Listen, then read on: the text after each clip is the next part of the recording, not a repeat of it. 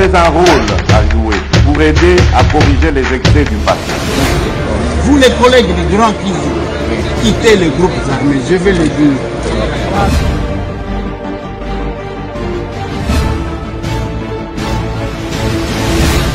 Allez, bienvenue mesdames et messieurs, bonsoir. Bien sûr que on a fait quelques jours au monde en athée, les lopés tokoti en retard, ils ont contenu différentes sollicitations, différents rendez-vous,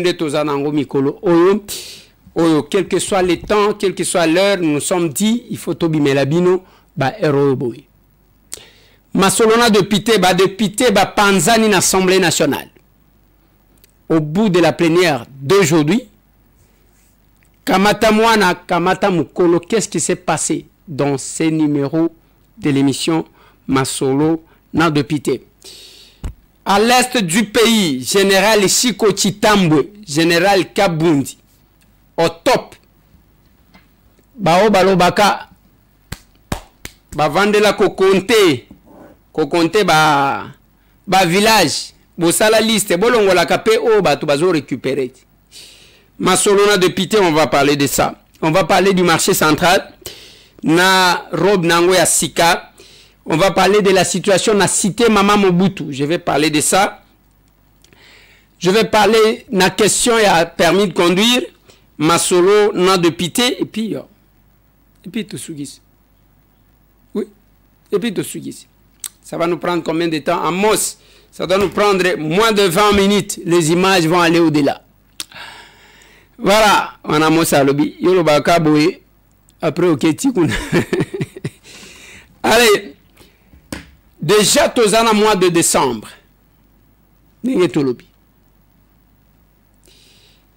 Tous ça l'émission un peu tard, nous sommes le 9, lobby est le 10. Les 11, le chef de l'État, Félix-Antoine Tshisekedi Tshilombo, va faire l'état de la nation devant le Parlement réuni en congrès. Awa. Akoyebisa waneza obligation constitutionnelle. Akoyebisa ba Congolais Congo ezana etanini. C'est dans ces 2 jours. Menangonga oyo mampinga na biso. Mikolo il faut que féliciter bango. Bao bazo lalaka libanda na front. Bao bazo bundaka. Nde mikolo toyebaka ba Congolais baza wapi, bao baza ba Congolais ya poso baza wapi, ba Kongola makila baza wapi. Mikolo nyonso tokoyembaka comment les villages ont été récupérés na est de notre pays.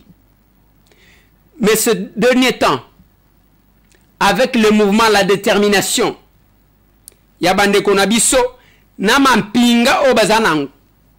Parce que au moins les soldats voient au front ba généraux na bango kobunda na bango. Kozala na bango. Pas les généraux qui restent dans les hôtels, mais les généraux qui vont au front. Chiko Chitambwe, batebele ba kritika kia. Chiko azo sale le côté, ainsi de suite. Bo sala pebe mission beaucoup misaye. Bazakuna na général Kabundi. Donc une détermination.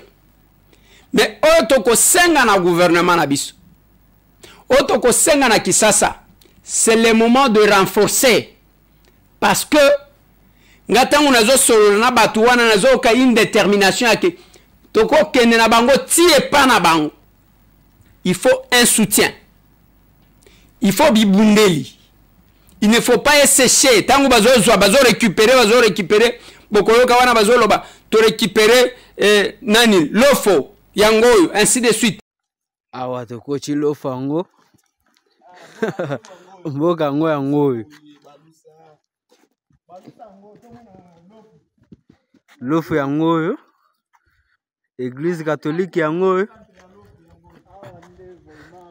Central lofu yangoyo.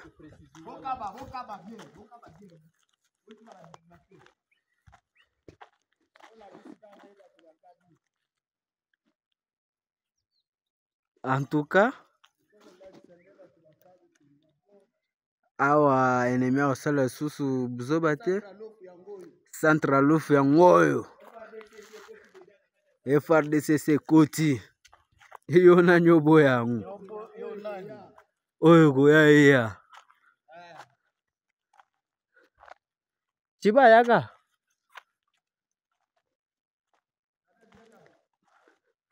Oyo tirel machine gagné. Rocket rapide. Wana bao ba kontaka bao ba lobaka mabe ya mboka. C'est là que vous devez comprendre na lobaka na bino. Ce que vous en a posé à d'informations sur votre pays. Nazo ya kolekisa tante. Bomoni ndenge na latiboy. D'abord j'étais en déplacement. Na kiti na aéroport vesto na tielango na aéroport. Na keko presté na Assemblée nationale. Bokolanda mon intervention de ce jour parce que il y a eu un rapport sur l'insalubrité, sur les embouteillages, na Kinshasa na ba construction anarchique. C'était une commission qui était dirigée par mon collègue Matata Ponyo Mapon. Nazuma loba pona ko expliquer ce que je vois. Honorable Président, honorables membres du bureau, estimés collègues, Nazumi tout nasoki Naroji Koloba sans objet alors que ça concerne la ville de Kinshasa. Honorable Président, place na vanda qui je me posais la question à tous mes collègues. Nalobi, si ko suka ya débat nyonso na rapport ezani. Est-ce que tozo le qui s'attend? Collègue mususu alobi nanga ke tokosa la recommandation. Nalobi recommandation na bananda ba o bazate tibo iba kosala lango nini. Honorable Président, honorable membre du bureau, estimés collègues. Nazotala makambu misatu otopesaki na commission na biso. Makambu embouteillage ya Bosoto na eloko babengi construction anarchique. Construction anarchique eza koloba nini? Batu oyo bazotonga sans que bato samibeko ya kotonga. Batu oyo bazotonga bisika bapekisa kotonga. Batu oyo bazotonga kolekisa ndelo ya bisika esengela ki batonga. Batu oyo bazotonga na ndenga ya mabe bandako ezokweya. Mais honorable Président, maintenant que nous avons un rapport au bapesi biso, na lobi rapport ezaka eloko moko muke par rapport ya ba réalité tozanango na Kinshasa. Toko talaka awa tozana kankokolo awa. Domaine militaire batonga paradis wana basoda na biso bazana busoto. Il fallait que ça soit dans ces rapports, honorable Président. Honorable Président, awa bandaku o nyonso balingi ba inauguré misusu ezabo inaboyi. Mai nangwe kokende wapi? Parce que parmi biloko nzamba kela ya makasi ezamai. Ba chinois batonga palais du peuple. Batonga stade des martyrs. Ba canaliser mai pour que ekota na ya maya awa na pongabi. Mais okena pongabi wana basi batongi. Chaque fois que mboule beti ata mwa muke moya kobimezate soni biso ba député to banda mitukezola la awa na robo awa. Honorable Président, j'estime que les amakambu ya contrôle parlementaire. En dehors de ça, dans notre rapport, ezaka kokende musikate. Te. Awa na Kinshasa a kende na parking à Grand Hôtel. Batonyi ndako bozo kenda ka ba dimanche kokanga ka ba photo place wana. Mai wana kenda ka wapi? Et puis Grand Hôtel bâtiment yango moko evanda ici la kate. Mais o wana ezo sila mbala moko. C'est parmi la construction anarchique biso tozaki kozela. Mais au commandant, honorable Président, Rai, tozo le la bambouteillage de bambouteillage wana train et kota bambouteillage te kaka wana Kinshasa ndena mona ekota embouteillage. Mais vous trouvez que d'un côté tozo sala baloba ki soki ba train moko ba bengi soki nini yakini ba sala la même clip ezana nous projet. Mais de l'autre côté bazolongo la Rai moyen ya train et le cas exact, honorable Président. Honorable Président, il y a une collègue qui a parlé ici. À lobby qu'il faut que l'État existe. Na balabala. Na conseil des ministres plus d'une fois. Ba lobby que batubazo a sens unique était. Kaba o bazaki na conseil des ministres wana biso ba député to tambola na ba girofa. Kabino ba membre bureau nde bozaka na so ki pe bo viola kanga na kité. Honorable président, sens unique et paille. L'État n'existe pas. Namoni makamwa permis de conduire. Permis de conduire, bazo pesa prix, local la marchandise à côté. On ne vend jamais le permis de conduire. Le permis de conduire s'obtient sur base, il y a examen, il y a koyeba ke mutu kezaya yo, bomo ya batu ezaya batu misusu balabala ezaya l'État. Mais biso tozo sala débat sur le permis de conduire, local la marchandise tozo tek. Bako pesa ngo nani. Je reviens sur la question à contrôle technique. Collègue Moko Alobeli Angwa, honorable président, nous vendons tout. Contrôle technique et ça les magao. Les amis kanande bateka. Ceux qui m'ont aligné à côté Sambon, wazamo kozi quelque part à Sali. Na ligne na lobela makambu yanzela oyo. Honorable Godempo ya uti kolobela. Honorable président. Eza Sony ya komona ke biso na Congo awa to sala kabanzele za na durée de vie 3 mois. Eza Sony. Et nous surtout wana COP. Mutu a présenté un projet ya kotonganzela a Sengindenge honorable Goda uti koloba 3 millions de dollars. Siko ba vandi bazo kabola. Ministre a kozwa combien?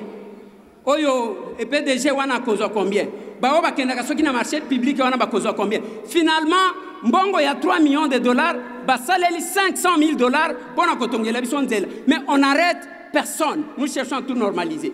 Honorable président, honorable membre du bureau, estimés collègues, likambu ya bambouteillage otozolobela aw. Nalingi honorable président Tomitala nanu. Ceux qui tokoyoka sonité. Oui, nous cherchons à croire que nous sommes anormal. Dans un pays batubazo sala misala, très bureau. Botika kolekisi la biso temps na bureau ko ya ba recommandation. Bopé sabiso ba o bazo gérer comme ça to sambisa bango awa et que justice et qu'on poursuivre batu misusu. J'ai dit honorable président. Oui. Ça c'est mon intervention d'aujourd'hui. Ezaya lelo. Tozaba député kaka ya awa te tozonga ka awa eza pona ko pekisa bino bo kende ko melama e kufela mbwa. Les gens qui vous mentent. Oui, tozaba congolais muto akoboya moninga na yako azate. Mais il faut total na nezaleli na biso qui protège le Congo, qui vendent le Congo. Yamona lobaka bino, si vous avez besoin de ce qui concerne la République, votre pays, oya sérieux, kotaka na YouTube obeti ndeko Eliezer, Amos Fongole Langa, kotalisa bango ndeko Eliezer tokokoma. Après on s'abonner pour que on rate le comme côté. Awa kofinge za lakati. Ici c'est la République. Ba o nyonso ba naloba na bino Rwanda e somba ba media e bele bolandaka. Namona ka même bat ozo komisa wana lobi ya solo. Alobi ya solo te, il est au service ya ba agresseur na biso. Na yo muto ozali ko soutenir ye bozandenge moko devant l'intérêt supérieur de la nation, devant l'agression, les dangers extérieurs, batu basala ka bloc. Je suivais les documentaires. Je suivais la réouverture. Il y a cathédrale. Oh, il y a Paris. Tant qu'on a tala, comment ces gens-là sont déterminés pendant 5 ans parce que l'on a bangwe ziki. Parce que l'on a bangwe baby. Parce que ko salango nandenge ba koko bazaji ko sala. Pendant 5 ans ba benyi ba tout na monde. Boya botala comment biso to remettre au basabotaki. L'attachement de la République. Ba Congolais, même na Paris, je suis Charlie, en Oyebie. Mais quand ça se fait chez vous, wana ozola kisasko ke yonde opposant yonde te lukambongo na yonde yebozo lukasi to biloko ya réseaux sociaux lukambongo so lié la kayango. Mais les Congolais se soudent les coudes devant une menace comme ça. Chez nous c'est le patriotisme. Et là qu'on a été à capable yango. Joyeux anniversaire bien que tard.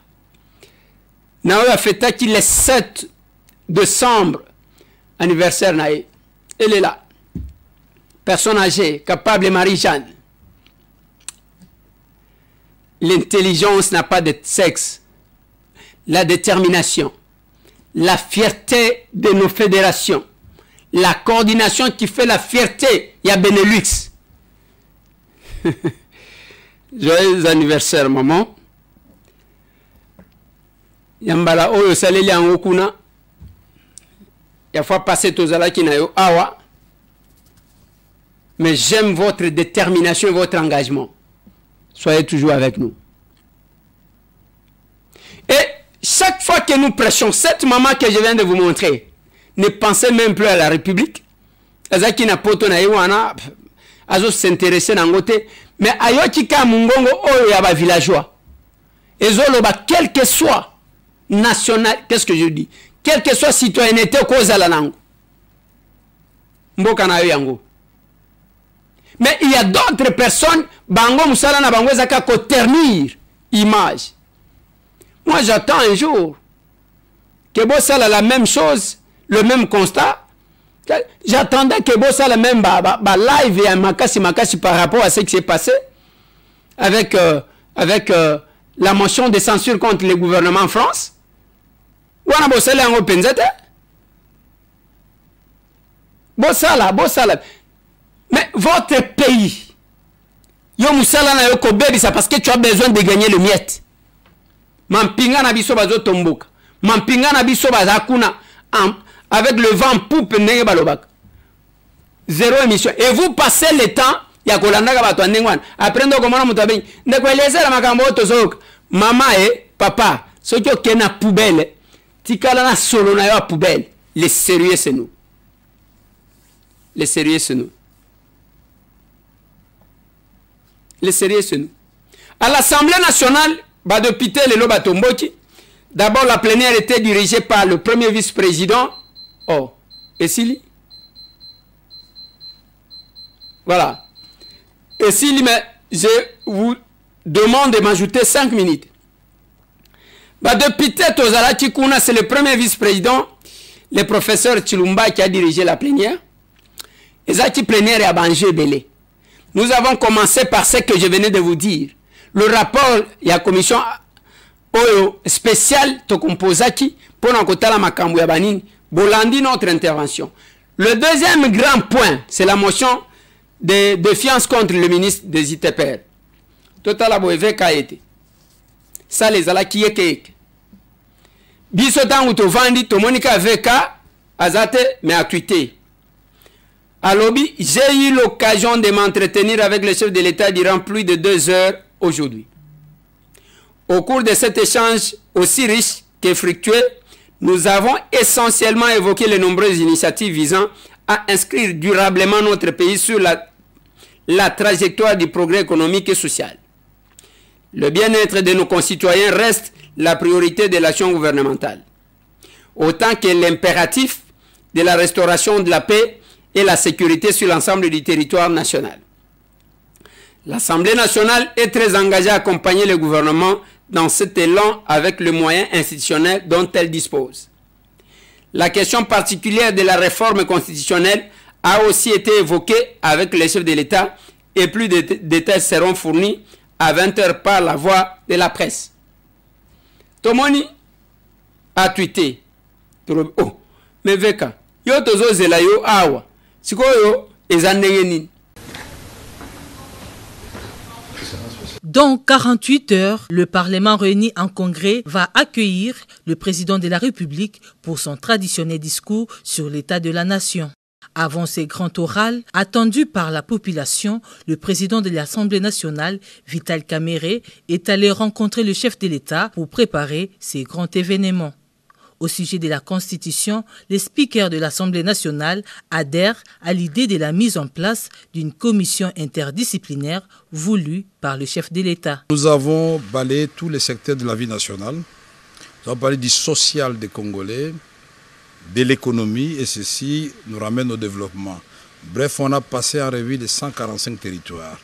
En ce qui concerne la révision constitutionnelle elle-même, je voudrais rappeler aux uns et aux autres, évoquer cette question, ce n'est pas un tabou. C'est dans la même constitution, à l'article 218, où l'on prévoit le mode de sa révision et qui sont habilité à prendre une telle initiative. Au numéro 1, c'est indiqué le président de la République. Au numéro 2, c'est le gouvernement réuni en conseil des ministres. Au numéro 3, c'est chacune des chambres du Parlement par la moitié de sa composition, c'est-à-dire la moitié des députés, la moitié des sénateurs. Au numéro 4, c'est la population congolaise par une pétition de 100 000 personnes. Mais alors, où est le péché? Je ne vois pas où est le péché. Nous sommes toujours dans la légalité constitutionnelle. Mais maintenant, quand on commence à réfléchir, certains préfèrent réfléchir à haute voix, d'autres à voix basse. Certains préfèrent aller trop vite en besogne, ce que le président n'a demandé à personne. Le président de la République a indiqué qu'il va mettre en place une commission constitutionnelle qui sera chargée, multidisciplinaire, qui sera chargée de réfléchir sur cette question. Mais cette commission n'est même pas encore mise en place et n'a pas encore réfléchi. Mais il y a des gens qui ont le don de lire ce qui viendra. Mais cette commission, on ne dira pas que c'est une commission seulement de la majorité. C'est une commission qui va réunir toutes les forces politiques et les forces vives de la nation.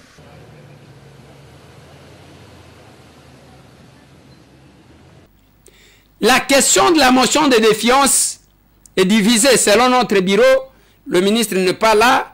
À cause de sa mission, à ce qu'il est 18. Bon, retenez que là, on sera déjà en vacances parlementaires. Et Kei et Zongi. Et Kei et Zongi. Ba député, monsieur Batombo, qui va me lobité. Toko Pekisaete a Kenokosale l'État. C'est parti dans tous les sens. Quelle sera la suite? Il y a deux choses. Sur le plan de la forme, il y a un problème. Parce que la motion est restée suspendue. Le règlement d'ordre intérieur résout le baquet. Soit tu vas rejeter yang, soit tu vas voter yang. Bako voter pour yang. Maintenant, ni vote pour Nayango, ni rejet pour Nayango. Ça reste suspendu jusqu'à ce que Koti Samaka. Ça pose problème. Sur le plan Yanine, est-ce que Kolega Nengwana ou bien Kosonga? Là, c'est la politique na makamunango. Marché central bande konanga. Oui, le marché central est Botala. Et comme Kitoko Makasi. Mais nous nous posons la question de savoir qui gère actuellement le marché central. Bah, information que c'est la société qui a préfinancé. Et que cette société demanderait les conditionnels 10 000 $ pour nako pesa mutu magasin moko. Et puis, bon, ce qui combien pour na messa ya 1 mètre? Est-ce qu'on a rangé le marché pour les Congolais ou bien bako pesa bapaya comme ba locataire ya ba Congolais parce que n'engue na yebi mupaya moko akoya sombi quelques magasins à sous-loger ba Congolais. La prise de conscience des Congolais. Je l'ai dit dans le Béni Makamboa au fleuve Congo tel. Qu'est-ce que j'ai dit? Pullman. Je l'ai dit à l'Assemblée nationale. Kenda na parking à Grand Hôtel. Batonyi ndako bozo kenda ka ba dimanche ko kanga ka ba photo place wa. Mai wane kenda ka wapi? Et puis Grand Hôtel bâtiment yango moko e vanda ici la kate. Mais o wane zo sila mbala moko. C'est parmi la construction anarchique biso tozaki kozela. C'est vraiment un problème. La question de la cité Maman Mobutu n'a permis de conduire. Bande Konangai, je commence par le permis de conduire. Je l'ai dit dans mon intervention d'aujourd'hui. Je ne sais pas si Amos Sakozong est mon extrait. Permis de conduire. Permis de conduire, ça prix, la marchandise à côté. On ne vend jamais le permis de conduire. Le permis de conduire s'obtient sur base, il y a examen, il y a quoi que mutu kezaya yo, bon il y a batu ezaya batu misusu balaba les aya l'État. Mais biso tozo ça le débat sur le permis de conduire, la marchandise tozo tek. Bako pesa ngo nani. Je reviens sur la question à contrôle technique. Collègue moko alobeli angwa. Honorable le président, nous vendons tout. Contrôle technique et ça les magao. Ezami kanande bateka.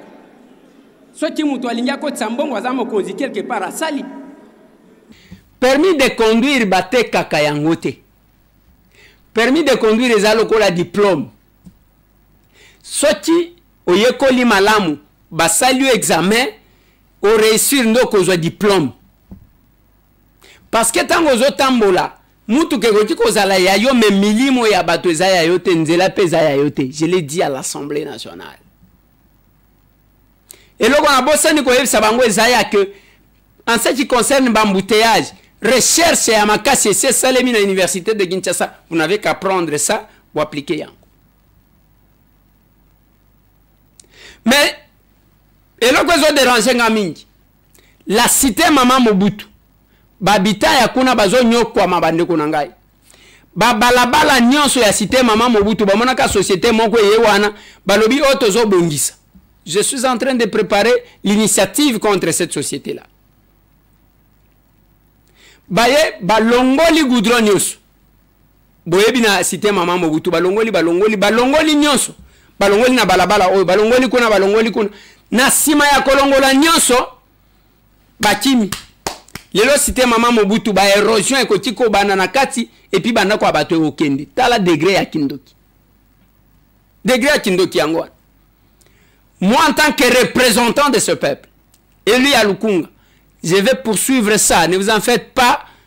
Ba électeur nanga, bande konabiso, ba papa, ba maman, bino ba tuboza, na cité verte, cité Mama Mobutu, je voulais dire que je vais m'y pencher. Ne vous en faites pas. Ba kenda côté à Baumbu, avenue Baumbu, ba Timbola, et pas 1000 vestes. Je suis allé les voir, ba Tinda ba tracteur. Na kenda yiko sala copte. Je suis allé vous servir. Oui, je suis allé vous servir. Félicitations à Bakapable et à Ratel. Parce que manifestation au Basala qui lobby, j'ai raté, vous allez m'excuser pour ça. Pour Nazala quitter. C'était une réussite totale. Même temps, on a sur le plan organisationnel, je pense que la régie va nous mettre cette vidéo-là. Mais avant, vous allez rater, vous allez être capable.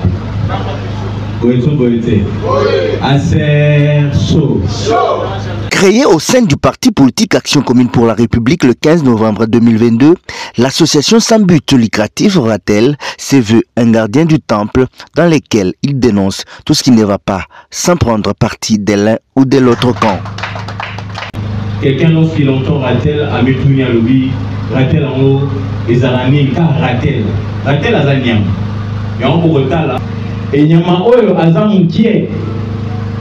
Mais ce qui est bizarre, donne la capacité de dépasser même les limites. Son deuxième anniversaire fêté ces jours au siège du parti est un moyen pour ses membres de renforcer les liens avec détermination, travail et conviction, comme le stipule sa devise. En tant que gardien du temps, nous avons la responsabilité de cultiver un environnement propice à la paix, à la cohésion et au développement économique au sein de notre parti. Les Ratels sont bien plus qu'une simple structure. Ils représentent un vecteur de changement, un modèle de responsabilité et un symbole d'engagement. La conférence débat organisée à cet effet a permis aux invités de décortiquer plusieurs thèmes importants. L'un sur les leaderships développés par les DIRCAB et représentant du capable président national, l'honorable Nicolas Ouemankoy. Je dois vous affirmer ici, haut et fort, que le capable président fait partie de Ratel. Il nous a fait comprendre que Ratel n'a pas que dans 10 valeurs. Ratel a aussi des valeurs. Le Ratel actuellement est présenté négativement. Le Ratel est présenté négativement. C'est à vous les responsables de nous prouver le contraire. Les leaders doivent faire un effort d'avoir des petits leaders. Si vous voyez quelqu'un qui fait toujours transporter des sacs à ses collaborateurs, il n'a jamais été leader. Les leaders font toujours lorsqu'ils montent, il amène avec lui les autres. Le coordonnateur de cette structure, Auril Mabosso, lui, s'est apaisanti sur les rôles de Ratel dans le développement économique du parti. Ce que tu ne vois pas, tu ne pourras jamais l'atteindre. Nous, on voit l'argent, on voit une grandeur. C'est que nous allons atteindre cette grandeur-là. Moi, je ne vois pas ce siège comme ça. Moi, je le vois plus grand. 4 fois plus grand. Cela signifie quoi? Tout ce que nous posons comme action, effort de combat, tout ce que nous posons comme action, ou la vision qui est placée, la formation qui est donnée à l'école du parti, tout ce qui va avec, c'est une qualité de vie que nous, le Ratel, nous accompagnons. Quand ça ne marche pas, on se lève. C'est comme ça que nous allons toute le fois se lever et dire notre rôle est de ne pas nous taire, parce que celui qui ne dit mot, les troisième intervenants et les derniers, Narcisse Chamala, qui représentait la capable SG, a parlé des attentes des capables dans l'administration avant de transmettre le message de la patronne de l'administration de la SER. C'est un honneur pour moi Sophie Kapouti, pas moi Narcisse, que nous sommes. C'est un honneur pour moi que sous mon mandat, qui se trouve être un mandat précurseur de l'histoire du secrétariat général de l'Action commune pour la République, notre cher parti, voir se réaliser autant de choses dont l'une des plus meilleures est le Ratel, dont je suis moi-même Big Ratel par nature.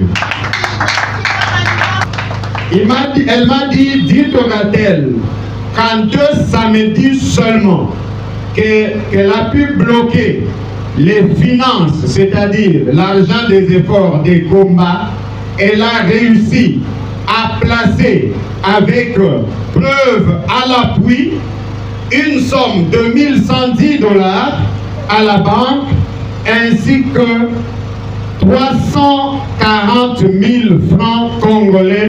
S'en est suivi ensuite la coupure du gâteau, précédée des jeux des questions et des réponses, ainsi que la présentation du comité organisateur qui a battu un travail de titan.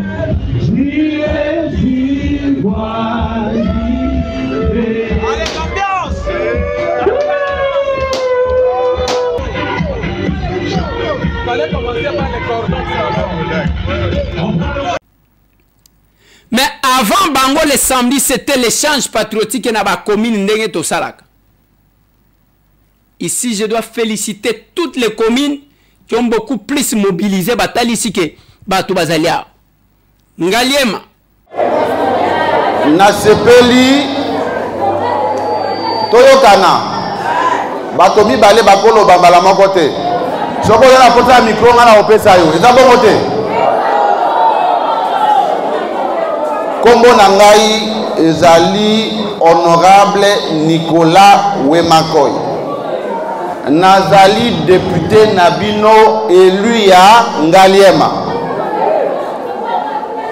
Nayokaki bandeko balekaki awa balobi ba député bazalaka soki baponi bango basali ndenge nini? Est-ce que biso toyete?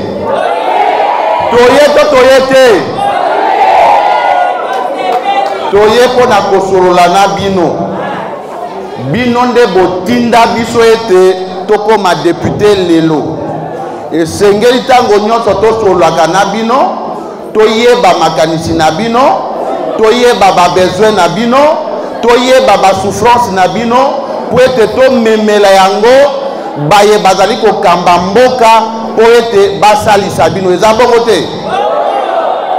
Ngai nazali député naza na mission mibale ya kokela mibeko na ya kokontrole baye bazali kokamba ville.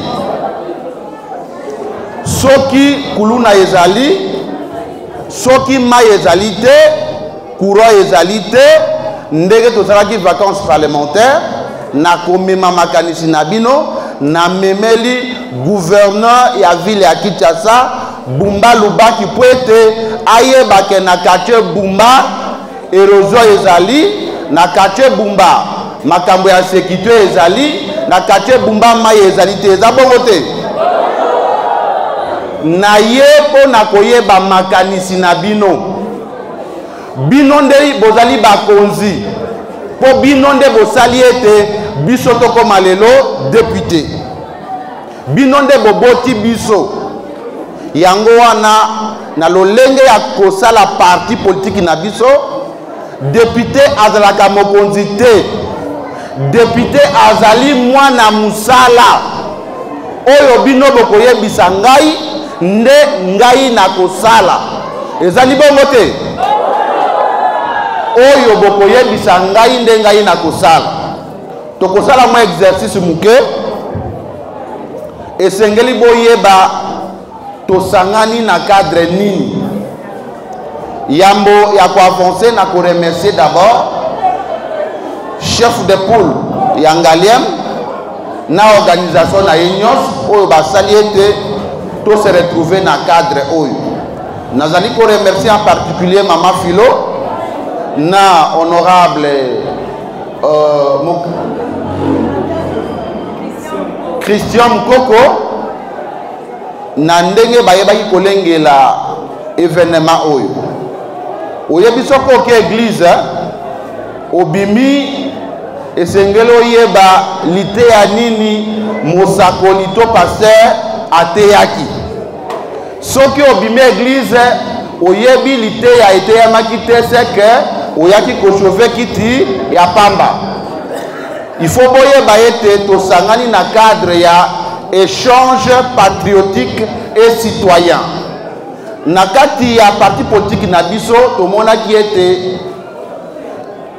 ekoki kosalama te ke ngai nalobi nakei bino bolobi te nde tolobaki ete oyo atelemi awa azali mayele koleka oyo avandi kuna te esengeli bino boyoka ngai nayoka bino mpo na nsima to trire conclusion yango tosangani na cadre ya échange patriotique parti na biso ezali kaka 2 ans yango tomonaki ete touti baélection esengeli tozongela baye nyonso baponaki biso tolendisa bango toyebisa bango ete badepute tozwaki ezali muke esengeli tozwa badepute ebele kasi mpona kozwa badepute ebele esengeli tosala service oyo babengi implantation ya parti na lingala elingi koloba tolona parti na biso bisika nyonso oyo na lopoto balobaka l'union fait la force soki tozali muke bakomonela biso ezali bongo te soki IDPS ezali kokamba mboka lelo po bango nde baleki badepute na mboka mobimba soki lobi ndeko Elezer aza na badepute ebele lobi ye mutu akokamba mboka ezali bongo te Beret rouge capable Thérèse bino groupe na bino wana ya bino yango bandeko ya Chikwit voilà na bezo Chikwit politique ya bezo ke sala yokele politique na boke binga la politique autrement yokebe bonso ba politique ina ya ntama ina banda 1960 mais bonso mutuna bezo ke tubaga ne bezo kuma na nouvelle technologie bezo me changer de système pour la politique na politique ya bezo ke sala hawa kuna boke tuba vende l'amour du pouvoir mais yoke contraire boke tuba nenge pouvoir de l'amour l'amour du pouvoir, mais l'amour du pouvoir c'est la politique ancienne. Il y a des gens qui ont katula yo. Sam kana betmen kumananza l'amour du pouvoir. Bekatuma ve mutazola ve mutuba na lwega na munu parce que mwananza lange. Mutazola ve mutanwanisa bantu kaka samu botu la place na pana. Mutafunda bantu. Mutacritiquer bantu. Mu bebisa kibeni mutu réputation kaka na sisi nenge baka place na pana. Sam na sisi nempanga nango baka place na pana. Est-ce qu'il y a quelle politique? Mais n'a pas quoi qu'on a assez des pouvoirs de l'amour et non l'amour du pouvoir. Et puis on met ça ma veine à mon union on a pour respecter doctrine. Il y a quelle doctrine na ketu bayo. Kana ngeke muntu ngeme mesana kana ndala kimfumu. Ngeke muntu mosi ngeke zola kaka intérêt personnel. Na ser ngeta kuba be kubana. Bika banda mezo la ser bokwena. Mais bena me kuisa awa. Samu betu sungana. Ntete betike talaka avait intérêt à Montomosi, mais intérêt communautaire. ACR chaud. Est-ce que bete na kubaki tambote capable de rouler avec. Donc bandeko wa Kisenso, bandeko capable grâce à Maiza, kuna na Ntsele. Bandeko ya Monga Fula.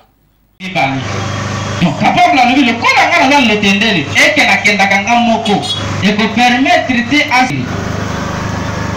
vous allez qui moko so wa tseli est-ce que la sujet moko à celle connaissez ni ils avaient tellement de sujet mon côté et na carte d'installation ma cellule là ce n'est pas na vandika bona loko dans la muki abi na commissaire les beauté je répète oh azana les beauté na maboka présidium et co commissaire quand on a mis en contact pour installer yo office on a travaillé na illégalité on a la légalité alors les gens monsieur super alors mais non na mona kana quartier na biso parti no des actions bola basanganaka ngai oh yo on souhaite installer ACR na kata kwa oyo uzaki la propagation il y a ACR dans tous les coins au biso tozali voilà ba candidat est-ce que la télé waki na boyi na la candidat na la candidat du temple na obate la kaka ba bonne chance on nous okende alors biso nani akovote nani na classe nyonso zaka bato baza na 1 bato baza na katikati bato mpe baza na bi na C je peux permettre que ACR avance donc mama ya problème et stratégie ngala de compétence na kota wakata kwa na masakambila madame masakambila ACR ezate miracle nini ya capable président ndeko sala te peut-être va pas l'andangai Singapore peut-être nazana moto kuna te ko batikala ko sala capable ko na yote yo uzana posa ACR ko makuna motango kazana ceux qui batelemi a balongwe bakekuna, c'est ça le travail. Quand vous avez les ambitions politiques, c'est maintenant. Le samedi prochain, encore une fois de plus, Tokozala, je crois que Tokozala na ba fédération pour na bo sangi sa na batu. Et ça va me faciliter parce que là ça sera 4 coins. Ouais. Avant que Tozonga. Félicitations à vous tous. J'ai vu aussi les images. Il y a Bandeko Bazana Lomami, Obozomo Nawana, couleur verte, Bissika, Bazalaki, ça c'est la province de Lomami, Ezana Kabine. Échange patriotique et Salemaka. Chaque samedi, et pas Nabiso va capable. C'est ce que nous prêchons. Dans ce qui sont à Bandekonanga, Pona Lelo, Pona Oetali centre de formation professionnelle. Nalobaki Boy. Nazo Tchaba numéro, ce n'est pas que contacter Ngaïté. Papa Tchelanga, Amos Tchela biso affiche. Benda place ba numéro ezali. Voilà. Na adresse. Ezana avenue météo numéro 8. Na quartier Kimpe, na commune Yangaliema. Référence au commune à météo. Balabala munena wane koti babengi baumbu. Okiti nango ko leka bashi moko ya la police. Ezabo na balabala. Okiti mwa muke. Okoma kuna. Okomi sibatu. L'objectif est nini? C'est une école conventionnée. École wana l'État n'a koya ko évaluer. Au sali 6 mois autant yo yekoli musala. Ba pecho mukanda oluki musala ça ne sert à rien à cause de la kosala ba 6 ans. Ozongi na parasoleil, okomi na moto, ça ne sert à rien. C'est la facilité, mieux vaut prendre. Il y a un choix entre kozala mutu a misala na kozala mutu ya ba diplôme. Otoko bandaka ko chanter tozana ba diplôme. Et il y a un auteur qui a parlé, c'est Alain Touraine. Alobela likambu ya que soti batu bakoti kotanga pona kozwa ba diplôme et que bakoti te koyeba diplôme ngwe ko sungana nini. Donc tina moko ya kotanga ezate. Tala ba diplôme, je suis licencié nazana bana nanga. Nazaji ko discuter place na déplaçaki. Boyebi difficulté mususu zani. De comment quoi zoyebi sanga ke et pas na biso tozo engagé. Mais batu bazana chance ya ke bangager bango ezaba o batanga trop te. Ezaba o bazana c'est parce que ceux qui ont licencié, ceux qui n'ont pas la reconnaissance, il y a diplôme, ça pose problème. Tanga musala maboko. Tika kovano zonu na pamba. Yekola ta ko chakaro nandako. Yekola ta plomberie. Yekola ta électricité. Yekola ta coupe couture. Yekola ta ko filmer caméra. Yekola ta mécanique. Yekola ta ko la chauffeur. Eko sungayo. L'adresse est là. Voilà. Retenez que c'est $20 inscription.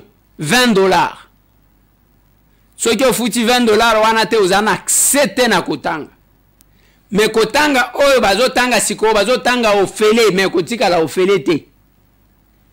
Ata gratuité de l'enseignement, occasion angouane. Allez, tobosani te ko pesa mbote na bao nyonso bazolanda biso à travers le monde. Abonnez-vous chez nous et suivez-nous. Allez, tokutani.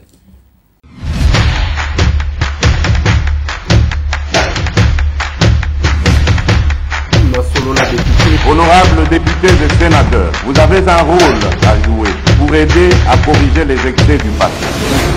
Vous les collègues du Grand qui quittez les groupes armés, je vais le dire.